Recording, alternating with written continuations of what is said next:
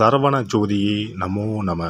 வாழ்க வையகம், வாழ்க வளமுடன். அனைத்து தமிழ் நெஞ்சங்களுக்கும் கனிவான வணக்கங்கள். நிகழும் மங்களகரமான விசுவாசு ஆண்டு பங்குனி மாதம் 18ஆம் நாள் புதன்கிழமை அன்று சதுர்தசி திதியில் உத்திரம் நட்சத்திரத்தில் விருத்தி நாமயோகத்தில் வணிசை கரணத்தில் அமிர்தயோகம் கூடிய நன்னாளில் இந்த மகத்தான ஏப்ரல் மாதம் பிறக்கிறது. 2026ஆம் ஆண்டின் 4வது மாதமான ஏப்ரல் மாதம் மிகவும் முக்கியத்துவம் வாய்ந்த மாதமாகும். இந்த மாதம் பல கிரக பெயர்ச்சிகள், சேர்க்கைகள், நட்சத்திர மாற்றங்கள் நிகழ இருக்கிறது. ஏப்ரல் மாதத்தின் முதல் வாரத்தில் செவ்வாய் பகவான் மீனராசிக்கு பெயர்ச்சியாகிறார். சூரியன், செவ்வாய் மற்றும் சனி ஆகிய கிரகங்கள் இணைந்து மங்களாதித்ய யோகம், திரிகிரக யோகம் உள்ளிட்ட யோகங்கள் உருவாக இருக்கிறது.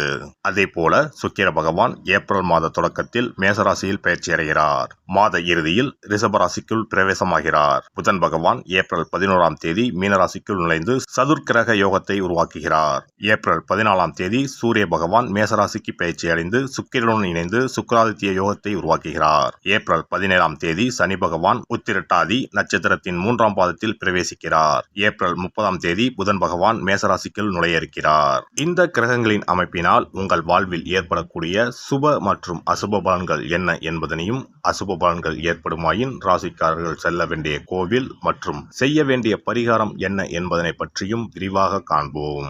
பிறக்கப் போகும் இம்மாதத்தில் உங்கள் வாழ்வில் வளமும் நலமும் செல்வ செழிப்பும் பெற்று வாழ்வின் உயரிய நிலையை அடைய எல்லாம் வல்ல எம்பெருமானை வேண்டி விரும்பி கேட்டுக்கொள்கிறேன். தனுசு ராசி அன்பர்களே, இந்த மாதம் பணப்புழக்கம் கணிசமாக அதிகரிக்கும். உறவினர்கள் வருகையால் வீட்டில் மகிழ்ச்சியான சூழ்நிலை ஏற்படும். முன்னேற்றத்திற்கான வழிவகைகள் பிறக்கும். புதிய ஆடை ஆபரணங்கள் வாங்கும் யோகம் உண்டாகும். பிரிந்திருந்த கணவன் மனைவி ஒன்று சேர்வீர்கள்.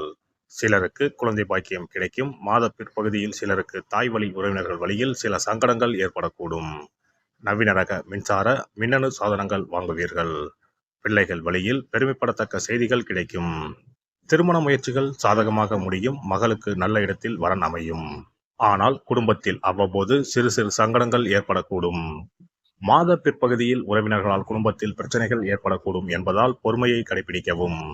குடும்ப விஷயங்களில் அவர்களின் தலையீட்டை அனுமதிக்க வேண்டாம். தந்தையின் உடல் ஆரோக்கியத்தில் கவனம் தேவை. அவருடன் மனஸ்தாபம் ஏற்படக்கூடும் என்பதால் பொறுமையை கடைபிடிக்கவும். அலுவலகத்தில் வேலை சுமை அதிகரிக்கும். சிலருக்கு பதவி மாற்றமும் இடமாற்றமும் ஏற்படக்கூடும். அலுவலகத்தில் உயர் அதிகாரிகளிடம் பேசும்போது பொறுமையை கடைபிடிக்கவும். சக ஊழியர்களிடமும் போதுமான ஒத்துழைப்பை எதிர்பார்க்க முடியாது. மாத பிற்பகுதியில் ஓரளவு அனுகூலமான பலன்களை எதிர்பார்க்கலாம். தொழில் மற்றும் வியாபாரத்தில் மாத முற்பகுதி ஆதாயம் தருவதாக இருக்கும். பிற்பகுதியில் எதிர்பார்த்ததை விட லாபம் குறைவாகவே கிடைக்கும். மறைமுக எதிரிகளால் பிரச்சனைகள் ஏற்படக்கூடும். வியாபாரத்தில் புதிய முயற்சிகள் எதுவும் வேண்டாம். பங்குதாரர்களிடம் அனுசரணையாக நடந்து கொள்வது நல்லது. குடும்பத்தை நிர்வகிக்கும் பெண்களுக்கு மகிழ்ச்சி தரும் மாதமாகவே இருக்கும். உறவினர்களுடன் இணக்கமான சூழ்நிலையே காணப்படும். குடும்ப உறுப்பினர்கள் உங்கள் ஆலோசனைகளுக்கு மதிப்பு தருவார்கள். அலுவலகம் செல்லும் பெண்களுக்கு எதிர்பார்த்த சலுகை கிடைக்க வாய்ப்புள்ளது. விநாயகருக்கு நெய் தீபம் ஏற்றி அருகம்புல் கொண்டு அர்ச்சனை செய்வதும், பிரதோஷம் அன்று நந்தி தேவருக்கு காப்பரிசி நைவேத்தியம் செய்வதும் நன்மைகளை தரும். ஒரு முறையாவது குல தெய்வத்தையும் இஷ்ட தெய்வத்தையும் ஒரே நாளில் சென்று தரிசித்து வாருங்கள். கடன் பிரச்சனைகள் தீரும். குடும்பத்தில் மகிழ்ச்சி நிலவும். மன நிம்மதி உண்டாகும். சிறப்பு தொகுப்பு. கண் திருஷ்டிகள் அகன்று தடைப்பட்டு கொண்டிருக்கும் காரியங்கள் நிறைவேற செய்ய வேண்டிய பரிகாரம் என்ன என்பதனை பற்றி காண்போம். வாழ்க்கையில் நல்ல நிலையில் இருந்தவர்கள் கூட திடீரென்று பொருளாதாரம் இழந்து மன கஷ்டங்களுடன் வாழும் நிலை ஏற்படும். இந்த நிலை எதனால் ஏற்பட்டது என்று ஆராய்ந்து பார்த்தால் பெரும்பாலும் அவர்களின் மீதான கண் திருஷ்டிதான் காரணமாக இருக்கும். கல்லடி பட்டாலும் கண்ணடி படக்கூடாது என்று சொல்வார்கள் அல்லவா, அது உண்மைதான். இது போன்ற பிறரின் பொறாமை கொண்ட கண் திருஷ்டியினால் பலரின் வாழ்க்கை சிரமத்திற்கு ஆளாக நேரிடும். இது போன்ற கண் திருஷ்டிகளிலிருந்து எப்படி தப்பிப்பது? இருக்கவே இருக்கிறது எளிதாக கிடைக்கும் ஊமத்தஞ்செடி. தெய்வ சக்தி நிறைந்த செடியாக கருதப்படும் ஊமத்தஞ்செடியின் காய், பூ, இலைகள் என அனைத்தும் தீய சக்திகள் விரட்ட பரிகாரத்துக்கு பயன்படுகிறது. பொதுவாக ஊமத்தம் காய்க்கு கெடுதலை அகற்றக்கூடிய சக்தி உண்டு.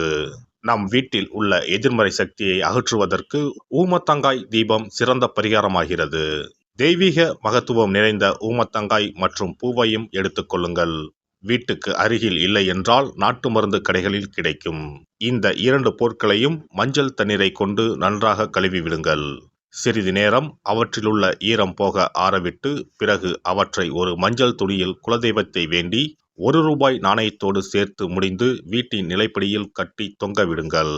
இந்த முடிச்சை வெள்ளிக்கிழமை அல்லது ஞாயிற்றுக்கிழமைகளில் தயார் செய்து வாசல் படியில் கட்டுவது சிறப்பு.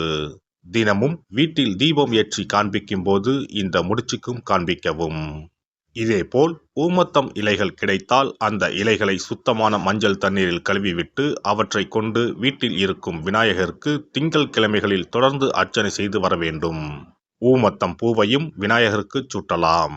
3 வாரங்கள் தொடர்ந்து திங்கள் கிழமைகளில் விநாயகருக்கு ஊமத்தை இலையால் அர்ச்சனை செய்து ஊமத்தம் பூவை சூட்டி வழிபட்டால் வீட்டில் உள்ள கெட்ட சக்தி நடமாட்டம் மற்றும் கண் திருஷ்டிகள் தீரும். ஊமத்தம் செடியும் சிவபெருமானுக்கு உகந்த இலை ஆகும்.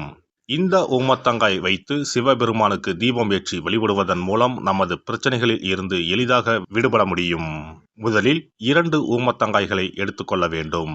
அவற்றின் மீது முட்கள் இருப்பதால் மிகவும் கவனமாக கையாள வேண்டும். ஊமத்தங்காயின் காம்பு பகுதிகளை வெட்டி கொண்டு கத்தியை பயன்படுத்தி ஊமத்தங்காயின் உள்ளே இருக்கும் விதை பகுதியை முழுவதுமாக நீக்கிவிட வேண்டும்.